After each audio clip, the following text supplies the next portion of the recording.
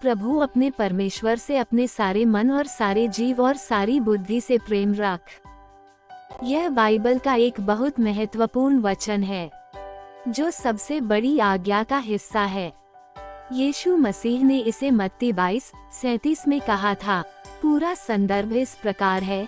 एक व्यवस्था पंडित फरीसी ने यीशु से पूछा, हे गुरु, व्यवस्था में सबसे बड़ी आज्ञा कौन सी है? यीशु ने उत्तर दिया, तू प्रभु अपने परमेश्वर से अपने सारे मन और सारे प्राण और सारी बुद्धि और सारे बल से प्रेम रख। ये पहली और बड़ी आज्ञा है।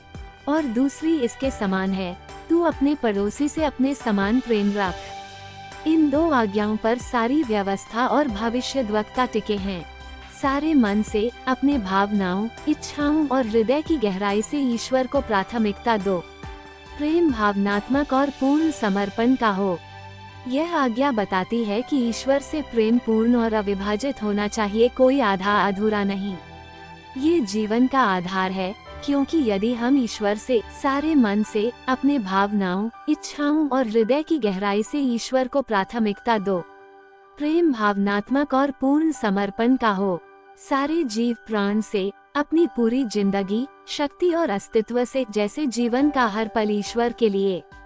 सारी बुद्धि से, अपने विचारों, समझ और निर्णयों से ईश्वर को प्रेम करो। ये बौद्धिक समर्पण है। सारे बल से, कुछ अनुवादों में अपनी पूरी ताकत और प्रयास से।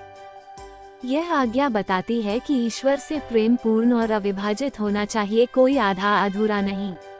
ये जीवन का आधार है, क्योंकि यदि हम ईश्वर से इस तरह प्रेम करेंगे तो स्वाभाविक रूप से दूसरों से भी प्रेम करेंगे।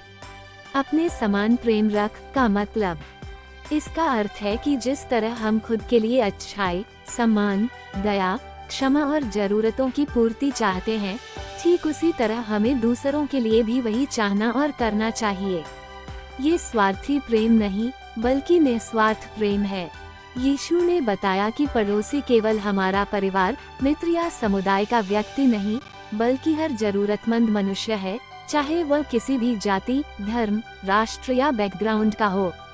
एक नई आज्ञा तुमको देता हूँ कि एक दूसरे से प्रेम रखो, जैसे मैंने तुमसे प्रेम रखा वैसे ही तुम भी एक दूसरे से प्रेम रखो। उनका प्रेम सेवा, विनम्रता और बलिदान में दिखता था। आज परमेश्वर का अनुग्रह आप सब पर बना रहे। कृपया हमारे चैनल को सब्सक्राइब